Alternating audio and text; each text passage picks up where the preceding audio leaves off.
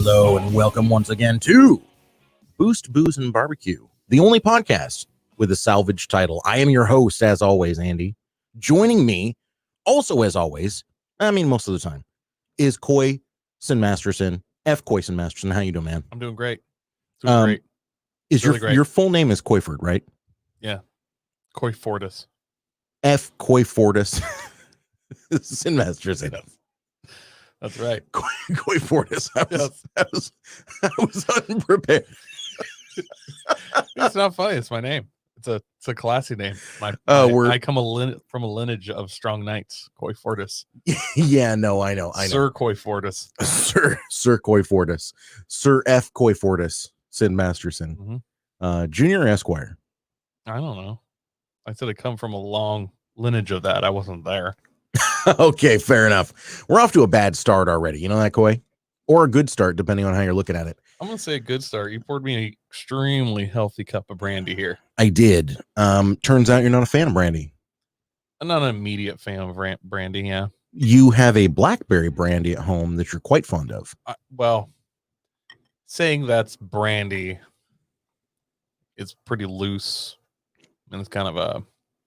Saying that that's brandy's... It's like... It'd be like saying that seltzer light is, Chardonnay. It's the Gatorade of brandies. Okay, I'm with you.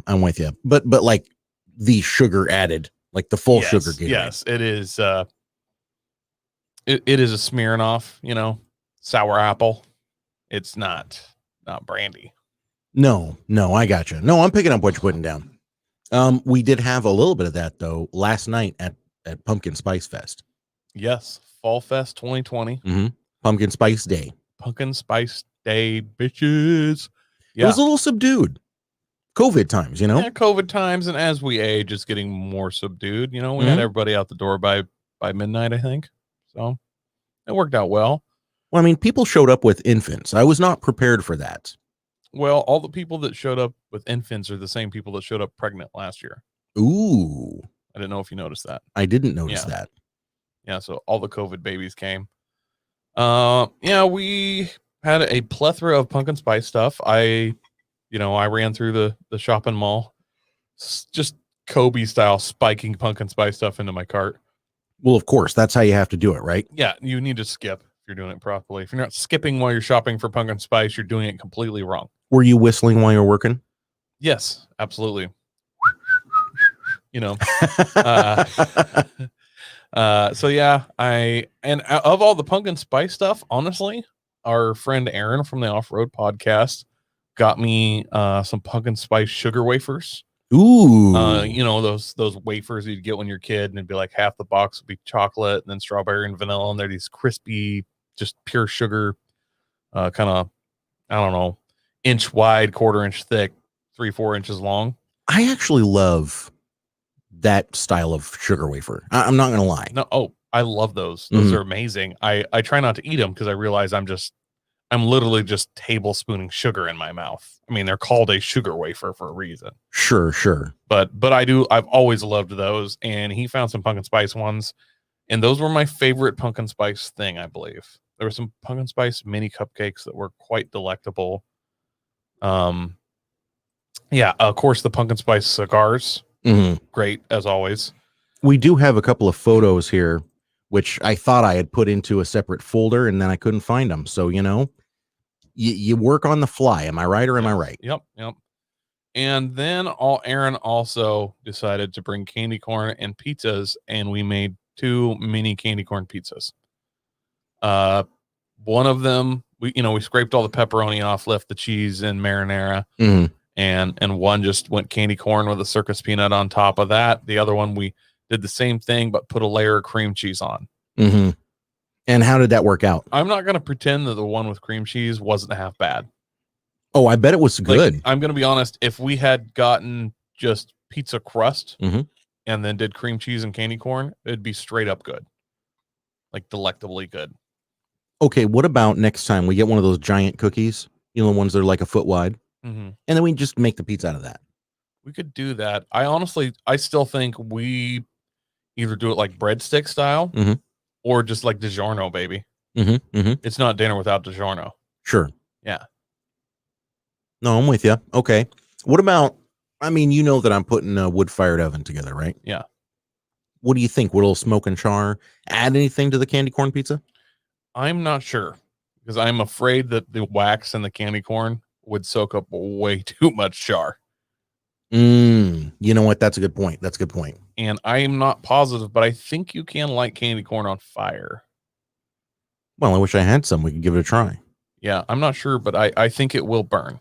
Interesting. I know it will melt, but well, so pro tip from 3BQ, if you are out of safety candles or like emergency candles, just fucking light some candy corn on fire. Yeah.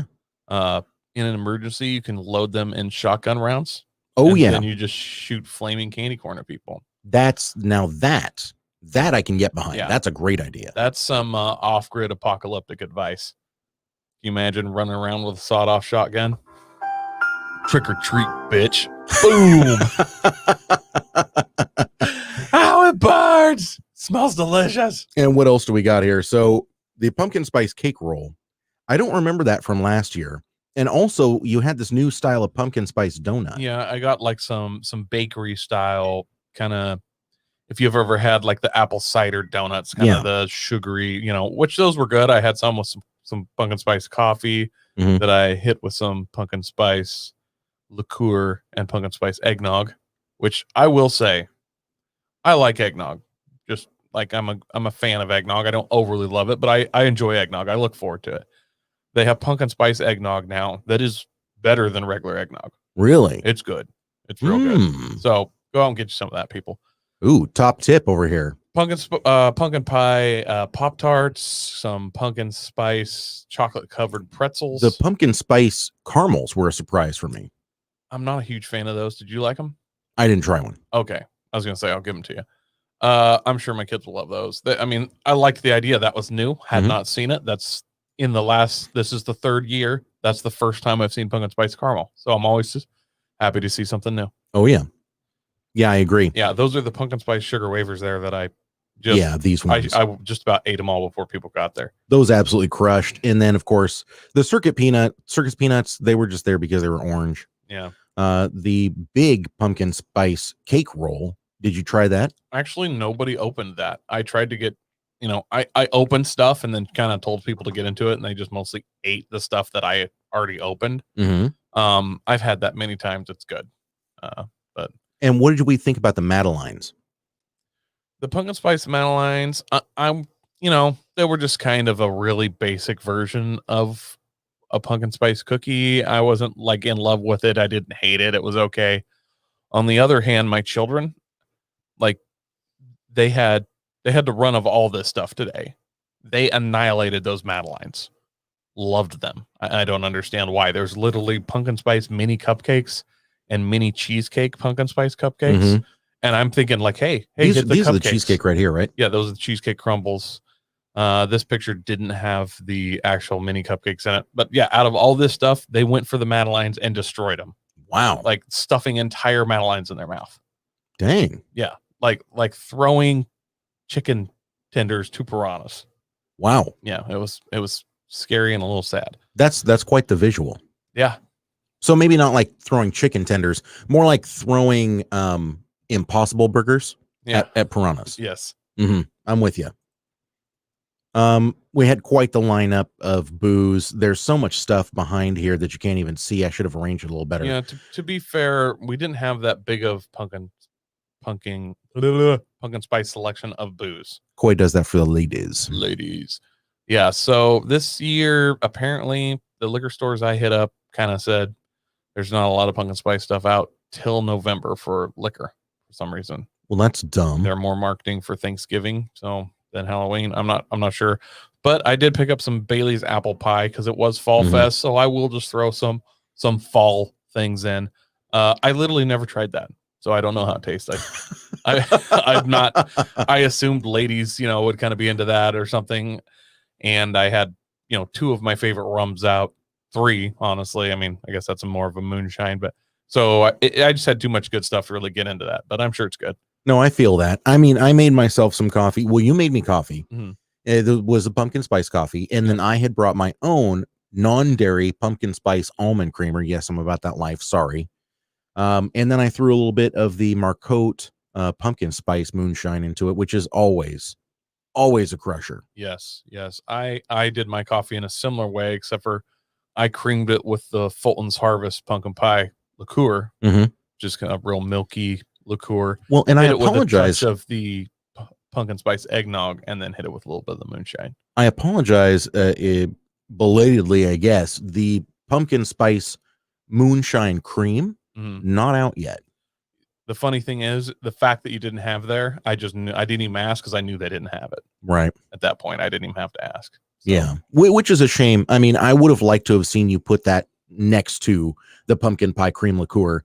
What's the alcohol content on that? 19%? Totally honest. Had you bought the Marcotte pumpkin spice cream liqueur, I wouldn't have shared the bottle. I've just been pulling off of it. I do not jest. I would have drank it like a beer. Yeah, fair enough. Well, it's 17% alcohol. I mean, it's not huge. No, I would have smoked my pumpkin spice cigar, which, yes, we had. And I'm not talking Swisher Sweet cheap cigars. There is a company that makes good pumpkin spice cigars. They're just pumpkin spice wrapped. And then, kind of a medium tobacco throughout. But yeah, they're the Nub Nuance Fall Harvest. Yep. And they sell out in about 3 weeks, I think, when they're a special edition, and they go fast. Yeah, we didn't even order them in the box. We ordered them in the plastic wrap. Yep. So that was fun. And then you had two of the grogs back here. I always have a hard time finding and I forget what it's called. There's a Breeze Harbor, I believe. Yeah, Breeze Harbor. It's a saffras type, real root beer type grog, which it's not a real grog. I think it's actually more of a flavored rum. Yeah, I agree. I caught my nephew off guard because I had him try the lighter stuff, the stuff like the Morning Glory that's like cream soda. It's 35% alcohol, I think. And so he tried it and he's like, oh, this is good. Yeah. And then I poured him some of the grog and he's like, oh shit, this is really good. This is like root beer syrup. Yeah. And I show him the bottle and he just goes, 50%. This better be the only one I have. Yep. That stuff is hot. Yeah, it's good. It's really good. And it doesn't feel hot though. No, it goes down smooth. Yeah, you throw, a thimble's worth of Sprite in that thing. You think that you're just drinking a root beer. More or less, yeah. I had the blackberry brandy. Here's some more pictures of the cooked. Oh, yeah. Yeah, the cooked candy corn pizza. I feel like we should have left the circus peanut off. Yeah, did that not do it? I don't know that it changed the flavor one way or the other, but just as a picture, that burnt toe on there just doesn't look good. I had the plantation 5-year aged rum that I cannot stop raving about. So maybe where'd you find that? You can get it in any liquor store. It's not hard to find. It was killer. Oh, it's about $30 a fifth. A little spendy for rum. Amazing though. We're gonna bring it in. We'll do a full review on it one of these days if I don't drink it before the next show. Well, we'll just have to get another one. It was really, really good though. I was kind of shocked with how good it was. Yeah, I was not lying, Andy. It's good stuff. So no, I didn't say you were lying. I just think that you don't always know what you're talking about. I know. That's true. That is also true. Speaking of all this booze, man, I know I got my brandy, but I'm really curious what we have for mystery beer of the week. You want to check that out? All right, mystery beer of the week. We have, it's in a box. You know it's good when it comes in a box, unlike wine. So just looking at this brown box, it's an Imperial Stout, barrel aged. It is a Parabola? A 2020 Parabola. Vintage number 11. I'm going to tell you right now, man. Firestone Walker. The Firestone Walker Parabola is one of my favorite beers of the season. Of this season? Of just any season. Once upon a time, I actually had a vertical tasting of the Firestone Walker Parabola, and it's an incredible beer. Yeah, it's got a bunch of stuff on here that I'm not going to pretend I understand. It has the yeast, the color. It's midnight black, British ale house yeast, 10.0 Play-Doh. You know what that means? No. Yeah, me neither. 55 IBU, so it's a medium. They only produced 3,000 cases. Let me see if I can find a little more info on here, which that's 13.6%. Ooh, she's a spicy one. Yeah, it's got some Imperial Stout aged, and really no super fancy information, just an Imperial Stout aged in barrels. Aged in some bourbon barrels, baby. All right, let's give this thing a whirl. So what if you're going to have it aged in a barrel beer, so far, what is your favorite barrel? Look, man, I love bourbon barrel aged beers. I do. I love them. Bourbon's what you're going to go for. Well, yeah, I mean, I've had tequila barrel aged, I've had rum barrel aged. Bourbon barrel aged beers are just a little bit easier to come by, I guess you might say. But it's just, I don't know, like a bourbon barrel aged beer is just something special. And I didn't know anything about this beer. Again, this is mystery beer of the week. Corey Ann is the one that lines it out for us. And so I didn't know anything about it, but I knew when I grabbed it that it was in a box. Like I could tell that in the bag was a box. Mm-hmm. And just knowing that it was in a box, I said to myself, all right, this is something special. We don't need pint glasses. We need something to really concentrate the flavors and the smells here. And this, I mean, this is Midnight Black, dude. There's no light getting through this whatsoever. This is an incredibly dark beer. What are you smelling? There's definitely kind of a chocolate sweetness that I get. Like, I feel like chocolate is the strongest smell I get right off the bat. For me, it's a lot of the barrel char. The char. Vanilla, caramel. I mean, all the stuff that you expect. All the dark beer stuff you expect. But there's definitely, I feel like, a chocolatey smell. It could be just the combination thereof, but. Well, I know you don't like super chocolatey beers, so let's see what you think here. Does not taste chocolatey at all. Wow, that's an interesting, very interesting flavor. You can definitely taste the char. This is, on the palate, it's kind of char heavy. Mm-hmm.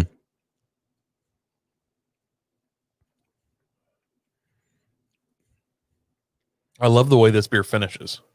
Yeah, it definitely finishes with a coffee, roasty. It starts out with kind of a touch of sweetness, then you get like a heavy char, and then at the end you kind of get your coffee and your brown sugar there, and then it just doesn't linger. It's gone. You're ready for another drink, which I like beers that don't stay in your mouth kind of a lot of times. Like a lot of times you have a beer, you take a drink, and then you almost want to like grab a tater tot. You want a piece of bread, and then start the experience again of another big swig. This one, immediately gone. You're ready for another. Like, if this wasn't such a fancy beer, you could drink a lot of this quickly. Yeah. You're just, as soon as you've drank one, the flavor's gone. You're ready for another drink. Yeah, I agree. I don't know that it's completely gone for me, but it definitely it has a beginning, end, and a finish. It's not completely ending. Like, I can still kind of taste beer in my mouth, but it has a hard finish, which I can appreciate.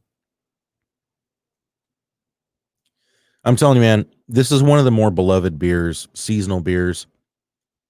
And I think you're seeing the best example of that right here. I really like this beer. Yeah. This is, it's hard to go back and remember every beer you and I have tasted on this show together. Right now, I'm feeling like this is a top 5 beer. It's in there. Like, this is really good. And I feel like for anyone, any taste, this is a good, this beer transcends genres. Like, you're into dark beer, this is a good dark beer, but it's not so dark and bitter that if I was just a light beer hillbilly that I couldn't drink this and go, wow, this is good. Right. You know what I mean? Right. I really like this beer. There are a few beers that can do that. In my opinion, the New Holland Dragon's Milk is one. The Old Rasputin is another one. It's a little bit more bitter, I'll grant you that, but a lot of people who in the past have told me, I stick with Coors, Bud Light, whatever. That's just the beer I drink. I don't get outside of that. A couple of beers that always are able to break them out of that is this And again, the Dragon's Milk and the Old Rasputin. And back when we were able to get it, the Southern Tier Creme Brulee Stout. Oh, God. I got to find some more of that. I haven't had it in a couple of years, and that's literally my all-time favorite beer. I don't even know if you can really call that beer. It's almost like a beer liqueur, if that's such a thing. Like, I mean, it's a beer you could pour on ice cream and enjoy. That just goes to show how sweet it is. I would be interested to see what you think about it now that your palate has changed so much, honestly. I'm positive it's so sweet that it's not a beer. I mean, it is a beer, but it's not really a beer, so it kind of transcends beer. It's more closer to a cream liqueur in my mind than it is a beer. So I had actually forgotten that Southern Tier made a bunch of different stuff. I've tried to get this. Have you tried to get this? We're right now we're looking at their pumpkin whiskey. The Pumpkin is a pumpkin imperial stout that they make. Yes, and they made this whiskey. So shipping hard alcohol to Oregon versus shipping beer is completely different, and they do not ship to Oregon. Right. So the laws are just so completely different, and it's like I don't know. I don't know. It's one of those things where you would think that there wouldn't be. Southern Tier is out of New York. Yeah, New York. Yeah. You wouldn't think it'd be that big of a deal, though. For some reason, getting stuff out of New York is even harder. So you're fighting multiple laws there. But yeah, it's not. What are you gonna do?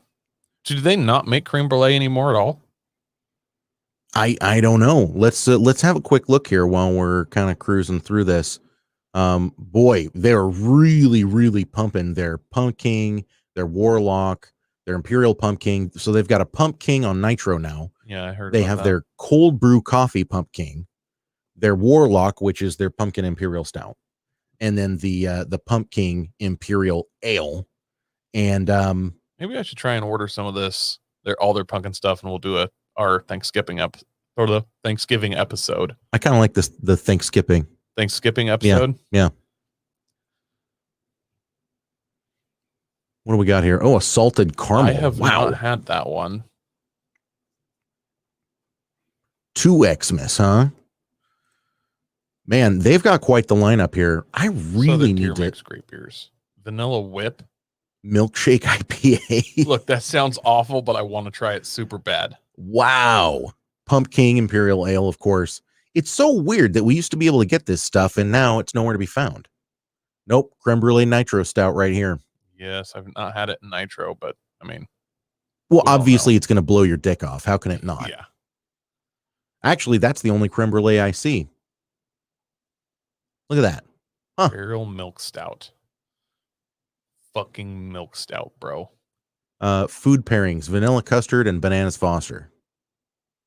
Yeah, you literally drink it with dessert. As a float, yes. It's only 10% alcohol. I thought it was higher than that. I actually did too. That's interesting. Either way, this stuff's amazing. Yeah, I feel like they have a smaller lineup than they used to, quite frankly. But hey, I mean, we haven't had it in so long. Like, who knows? Yeah, I got to put an order into these guys. Which I'm pretty sure you can still order beer from them and get it to Oregon. But yeah, their pumpkin stuff is amazing. Yeah. All right, let's make that happen, man. But for now, I think it's time for us to move on to one of our new favorite segments. A little Olaf. A little Olaf.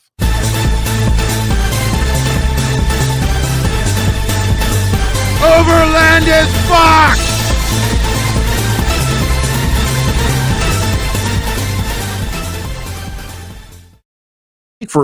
This week for Overland as Fuck, you kind of pulled out all the stops. You found this camper that I've never seen before in my life.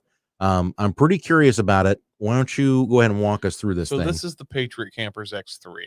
So this is like my wet dream camper.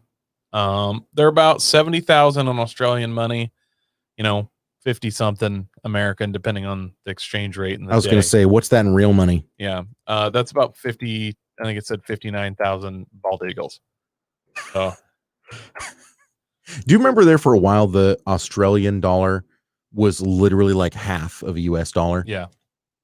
I heard that that's when, that's when Quaife sold a whole bunch of their transmissions. Oh, I didn't even think of that because everybody was ordering LSDs and, Quaife and, instead of eating Harrop. Yes, that's what I want to get in on. Bunch of superchargers for half price. So the exchange rate right now is 71 cents on the dollar.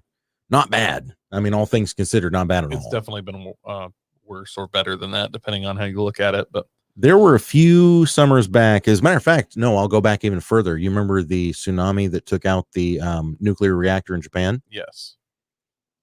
The Australian dollar was down to like 35 cents on the US dollar. Wow. Mm-hmm. So that's when it's time to buy all your Lotus parts, you know? Yeah. Yeah. Harrop makes it like a Lotus supercharger, but since it's for Lotus, it also fits on the American 2ZZ Toyota transmission or engine. Oh, yes. But since it's for a Lotus, it's $7,000. You know what I mean? Like the kit's insane, but that's in Australian dollars. So if you can work that, exchange rate in your favor.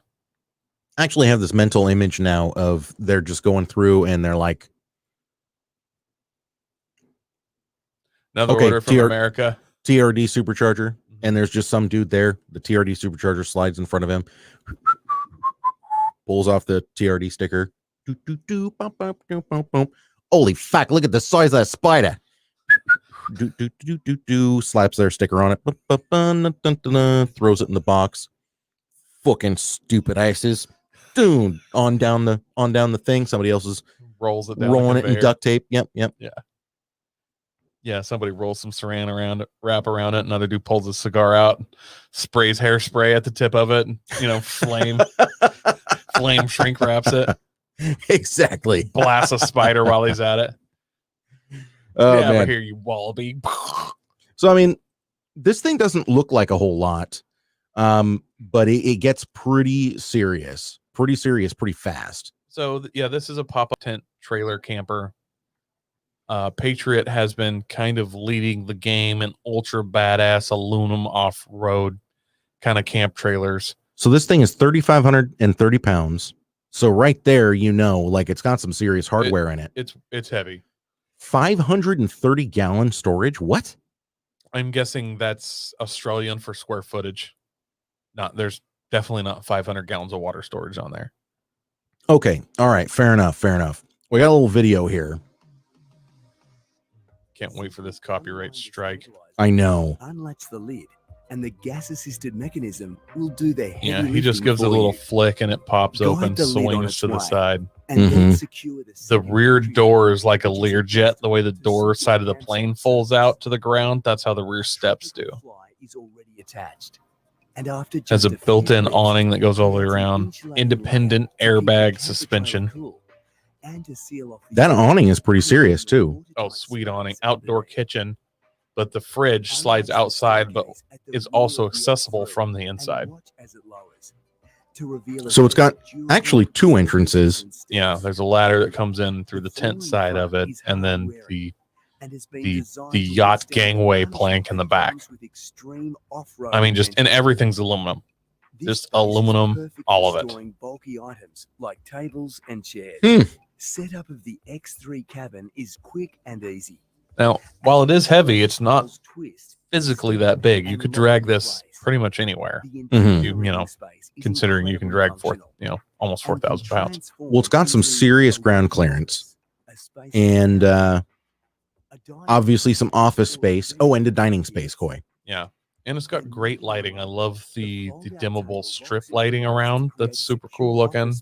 I mean, all the tables are aluminum. Like nothing. You think of American campers as this photograph, wood sealed chipboard. This thing's just all aluminum. I mean, you hit a button and the plugins power up out of this like tower of plugins powers up out of the table. Would you say it's a tower of power? The coffee maker's the same way. I'm not gonna lie, this iPad holder, that's a little jank. I mean, that's gimmicky. I don't even know why they would highlight that. That kitchen is massive, though. Look at that. The outdoor kitchen is legit. It's got a zipper pass through, so you can stand under the awning, cook, unzip it, pass through food to people inside. Pretty good sized fridge in that thing. A big fridge, honestly. I'm not going to pretend I don't love this. And when the sun goes down, skip forward in the video a little bit. This is just letting you know how easy it is to put your kids away. If the little ones are space-saving, as Coy would say, fuck them kids. That's the good thing about kids is they're super durable. Just throw them in a bed. Revealing 2 power points and 2 USBs to power 12 and 240-volt appliances. Yep. Now sunrise mornings can be accompanied with your favorite morning beverage. All right, I think we've gotten the gist of it here. Oh, wait, is that the coffee maker? Yes. From the belly of the X3 to satisfy the coffee maker springs up through the center. You lift a hatch on the table. Optional feature in the X3. Wow. And when not included, will be replaced with a storage area for clothes, groceries, or anything else. Who would want storage for clothes and groceries when you can have a badass coffee maker like that? Are you kidding me? I actually want it to, I want the pop-up coffee maker, but I want you to pull the coffee maker out, and I want it to have just like 4 pistols there. Yes. I'm American. I want to hit a button and pistols come out of the table. Merca. I love that. This is pretty serious, Coy. This is pretty serious, bro. Yeah. And for, depending on exchange rate, day of the week and whatnot, 55 grand. Well, wow. Sure, and I'm guessing you'll have to wait 3 to 4 months to get it to you, but still, like I said, this is my wet dream trailer. Like, this is what I think about this to fall asleep. Why does this chick have bruises on the inside? Look at that. I don't know. She took an aspirin earlier or something. Anyways, moving on. That thing is pretty legit, man. Yeah. Pretty legit. And above all, it's Overland as fuck. It is Overland as fuck. So let me ask you this though. Whatever happened to those campers where you have like inflatable rails and they would inflate themselves? The Optimus? Is that what it's called? Or Opus? Opus trailers. No, those are still around and I like those a lot. Opus trailers are still around? Yes. I honestly, that'll probably make it into an Olaf episode at some point. Oh, so maybe I shouldn't pull it up right now? Yeah, leave it. We'll save that for later. I actually like, for like real trailers that I could possibly afford, Opus is at the top end of that, and I really like those. Okay, all right. Well, you know what? That's the end of the segment because that thing was Overland.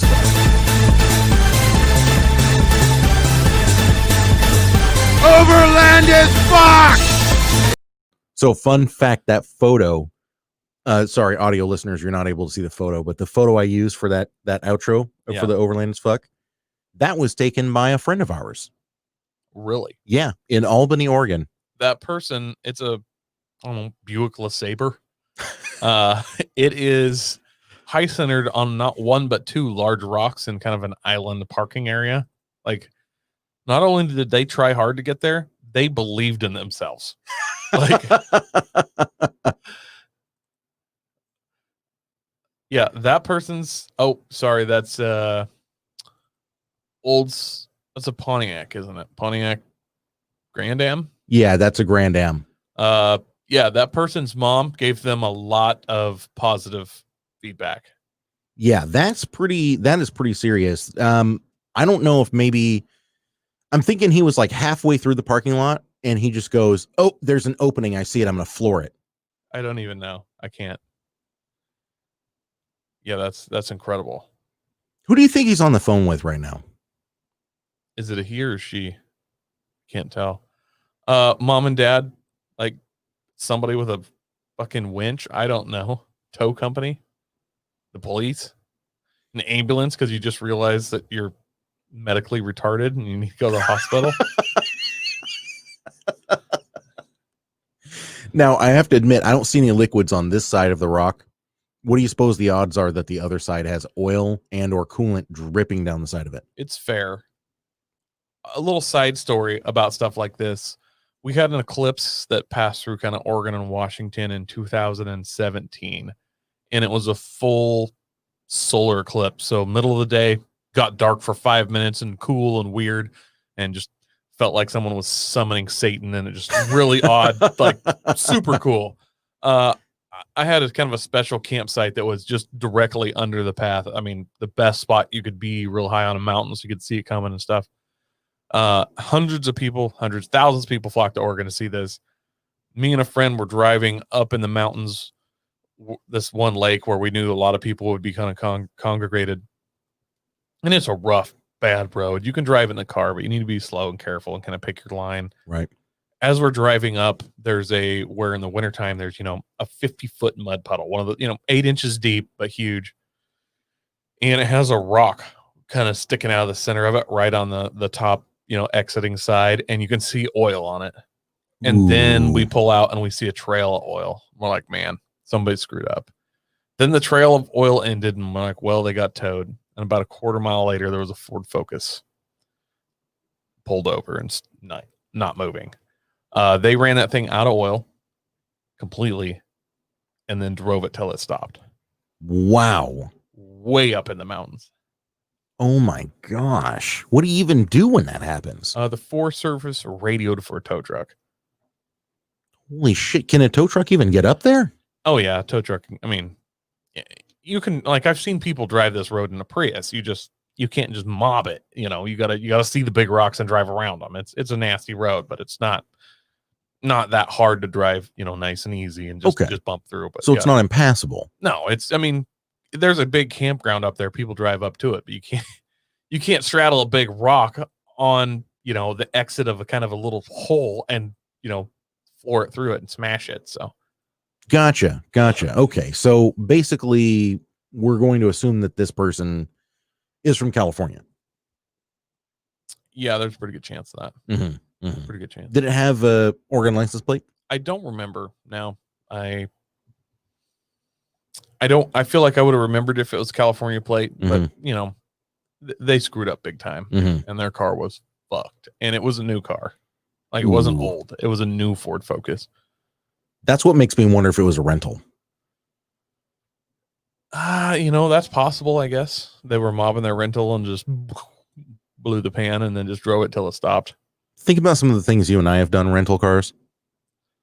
Yeah. Dry nitrous kit. Also taking one to a drift day. Yeah. Don't forget the 4-liter Mustang. Yep. I had a good time. That was somebody else's rental car that let me drive it. Oh, which is what a mistake. Like, when somebody's like, imagine how you drive a rental car and then imagine how you drive someone else's rental car. That's a whole nother step past a rental car driving. Right. It's not even, it's like paying for a prostitute versus someone else bought the prostitute and then didn't show up. I guess. A really old, okay, never mind. I would say it's like the kind of prostitute you would buy for yourself, or if you're just buying one for a friend. If he was just like, hey, pick out a prostitute, here's $50. And he wasn't really a friend. He was an acquaintance. Yeah, no, like if I was just buying a prostitute for like a senator I didn't like. Yeah, exactly. I'm thinking more like a appliance salesman or whatever. Yeah. Mm-hmm. I feel like we've taken the prostitute buying thing too far. Honestly, it's not that, or not far enough. I mean, it can go either way. Plus, I'm pretty sure they're call girls until you kill them. Right. Then they're only a prostitute after they're dead. They're a hooker after they're dead. They're a prostitute somewhere in between. I think they're a call girl if you're trying to get one. They're a prostitute if you're fucking them. They're a hooker if they're dead. It's interesting, that hierarchy. Yeah. I mean, I don't know that that's exact science, but I believe it could go that way. That makes sense, actually. Yeah, that sounds very scientific to me. More you know. Koi's just dropping the knowledge today. Truth bombs, baby. Look, man, I'm pretty excited about today's Smokin Deal or Smokin A Doobie. Do you think we can just get right into this thing? I'd love to. Smokin Deal or Smokin A Doobie. I love the way I just stepped all over that. You shared this to me, 2 weeks ago? Mm-hmm. And I've been looking at it, and I was like, we got to do a Smokin Deal, Smokin A Doobie on this. Yeah, because frankly, I would go and get it right now. I'll just be honest with you. Unfortunately, this is the only photo. So, guys, we're going to make some inference if I'm being completely honest. So this is a 1993 Ford Escort LX. Let's get this thing a little bit bigger here. But don't worry. Don't think that this isn't as fast as a Ford Escort GT. The headlights and on the entire front end have been removed. It does have these little reinstalled some fog lights, zip tied in place. Asymmetrical though, they're not even or in the same spot on each side. No, I doubt they're even pointing at the road. Yeah, I think that's good. Get the cops off his back during the day. No blinkers, but whatever. Steelies, flat black. Yeah, it's got a hood pins, Coy. Well, you need hood pins when you've cut most of the hood out. Why is the hood cut out?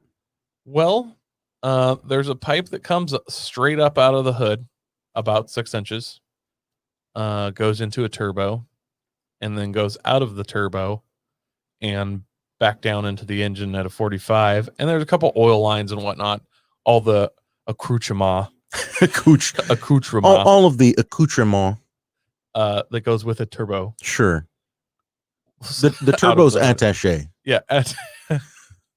I like the way he zip tied the front license plate on. I feel like front license plate, with all the laws this car is breaking, maybe just leave the front plate off. Like if you're getting pulled over for a front plate, he had 9 other reasons to pull you over for before that. So I just want to point out, no bumper. We're establishing this. No bumper, no headlights. Okay, no corner lights. The thing that really gets me though is the core support is gone. That is true. Like when you say no bumper, normally that just means the bumper skin is gone, but like the core support is still there. No core support. So literally you're just staring at the cross member that the hood latches down to and then the radiator. Yeah. And that's it. Clearly no intercooler. It is a cold air intake since the turbo is faced at the air with no filter. 6 inches, 8 inches above the hood. This is definitely not a Snapchat car. No filter. There is no filter. I mean, the good news is he's got a little lemon scented tree in the car. Yep. Which is important to have. What all does he have in the description? Let's go back to that. I can't remember exactly what all he had going on here. So he says Turbo Escort, 1993 Ford Escort with the 1.9. I don't know if that's necessarily true. I think it might be either the single cam 1.8 or the dual cam 1.8. But if it's an LX, it definitely is going to be a single cam unless it's been swapped. But again, there are no other photos, just this one. Okay.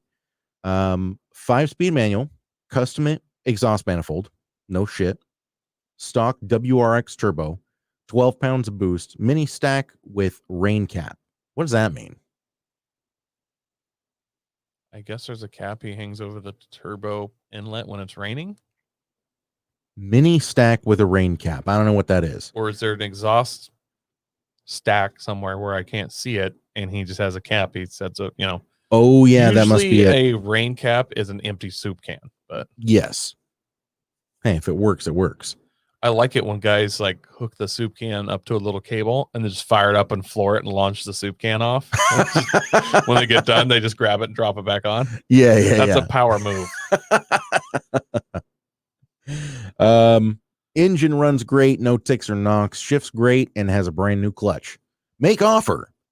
Looking to get into a new project. He doesn't actually have a price. No, it just says 1, 2, 3, 4. Yeah, 73,000 miles. I like that he took the picture in front of his local DMV. I didn't even notice, but yeah, that's right. So this dude, this is somewhere on the Oregon coast, so it's almost for sure rusty. It's obviously a heap pile, but if you could pick this thing up from this dude for $1,000, worth it. I think it would be worth it. He's already put 1, 2, 3, 4 in it. We don't actually know how much he wants for the thing, but I don't think anybody is going to offer him more than $1,000. I mean, really, realistically. Yeah, no one's offering even no one's offering more than $1,000. there might be somebody that offers him 1,200. This could almost be a cool gambler if you could just put like a K&N filter on that turbo. Yeah, I don't know what I would use this car for, but I want it. I tell you what I'm going to do, Coy. Tell you what I'm going to do. Let me exit. Shoot this guy a message live. Yeah, we're going to shoot this guy a message live. While you're doing that, I want to do a little update on I believe it was our last Smokin Deal, Smokin A Doobie. Okay. It was the 1991, 92 JDM GTO. Our friend that kind of showed that to us is still working out to see if he can trade a V8 240 for it. So yeah, he is. I'm hoping that he works it out.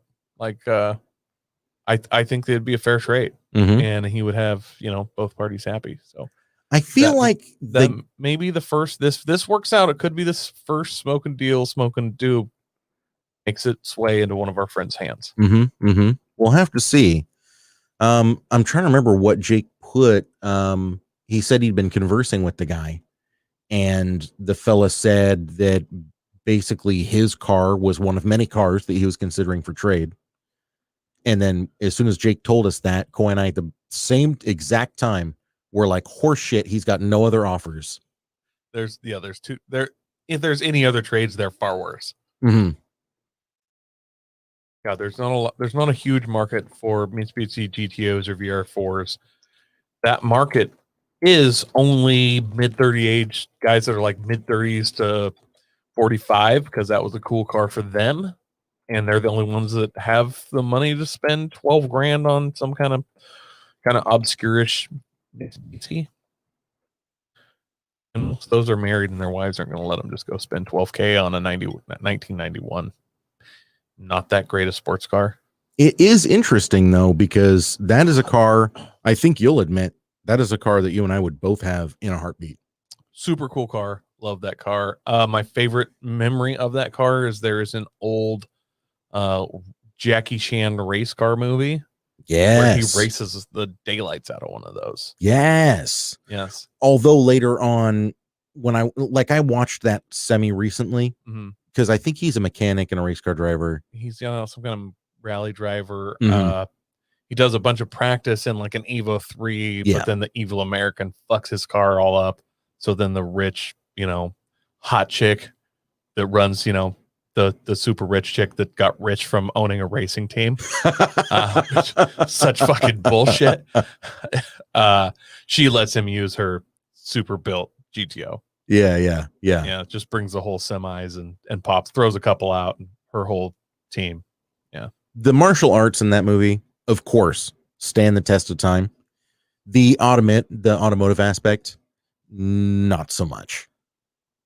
No, but at least it's like, it's cool cars. And if I remember right, the evil American, the bald American, because no, he wasn't bald. He was a blonde. He had blonde hair. With a ponytail. Blonde ponytail, because scary American was driving a black Skyline. Yes.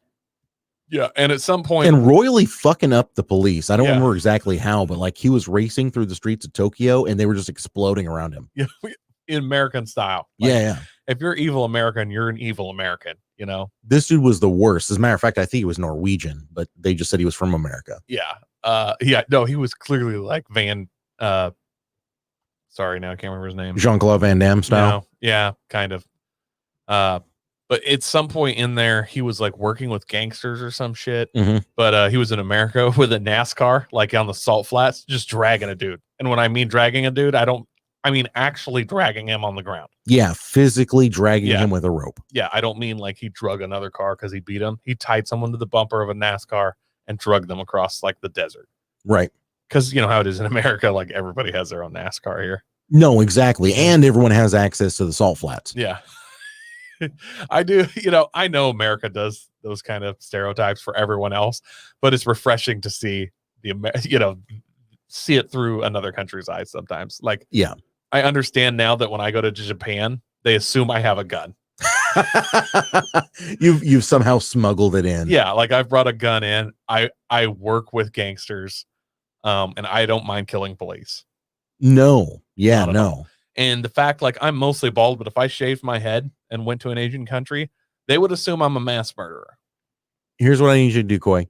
Shave your head, but not your neck. I'll shave my head, but I'll let my beard grow like up around underneath my ear. Yeah. You guys can't see it from this angle, but Coy has got an absolute afro on the back of his neck. That's always where he's grown the most hair. Yeah. As I've gotten older, it's gotten more apparent, though. Yeah. When I really get crazy with the beard, I'll connect it underneath my ear to the hair on the back of my neck. How long does that take? It takes a while. It's when I'm really letting it get woolly. So usually in the wintertime, about January, I'll get a full connection under the ear. That's incredible, man. I'm telling you, you need to just shave your head, but like stop at your neck hair. Just stop at my neck hair. Yeah. Oh. That would be the ultimate power move, especially in an Asian country. What would you call that? A turtleneck cut? Like the bowl cut, you go from the top. A turtleneck, you pull it up over your turtleneck up to your chin and just cut everything above it. Sure, yeah. I think it would be the uncut heathen. Oh, yeah, the Philistine. Yeah, the uncut Philistine. Yes. Yeah, that'd work. Or what did you call it? Intact Philistine. Yeah, I'm not sure. I just call it the Philistine. Sure. You're obviously a devil worshiper that doesn't believe in body modification. The Gentile. Yes. The Gentile. This winter, I'm going to do a Gentile. I'm bringing the Gentiles back. Oh, my goodness. That is so fucking funny. Listen, Coy. Been a hell of an episode already. I mean, we've covered a ton of stuff. Is there anything else that you need to go over before we go? I don't think so. I'm waiting to hear back from the escort guy. I have a feeling it's going to be a while because, when you write a super short ad like this. Say Ford Escort guy from now on. Oh, yeah. Sorry. Ford Escort. Yeah. Listen, baby, this Ford Escort is going to escort you straight to hell. Yeah. It's all fun and games until it hits boost, and then you just break the front tires loose. Look, Satan wouldn't drive this Ford Escort, but like the 12th demon down, yeah, he'd drive this. I thought you were going to say Satan wouldn't drive this Escort, but he's sure meeting whoever the fuck is. Well, I'm just saying if they were driving out of hell in cars, this would be, the 12th horseman down. You know what I mean? Sure. It's not in the top 10, but it's close. If I do end up purchasing this car, I'm definitely going to call it the handbasket. Somebody's already called it the handbasket. All right, man. All right, buddy. Hey, nice, good episode. I want to thank you guys out there for tuning in. I want to thank you for telling a friend. Seriously, we super appreciate that. We super rely on it. And by the way, heard from a friend of ours, friend of the show, said that he really appreciates when we do that at the end of the episode. And so I want him to know specifically that I am thanking him for tuning in and telling a friend, even though he's not told any of his friends yet, but we're still expecting him to sooner or later. So we do appreciate you guys for doing that. Check us out over on Facebook.com at BoostBoozeBBQ, at BoostBoozeBBQ on Instagram. Coy is nowhere to be found on any social media, but will be very soon. So please do keep an eye out for that. And for Coy F. Coyford, what was it? Yeah, I don't remember. Damn it. We'll go back and we'll review it. We'll figure it out. So for Coy F. Coy, Sin Masterson, this is Andy. We will see you next time.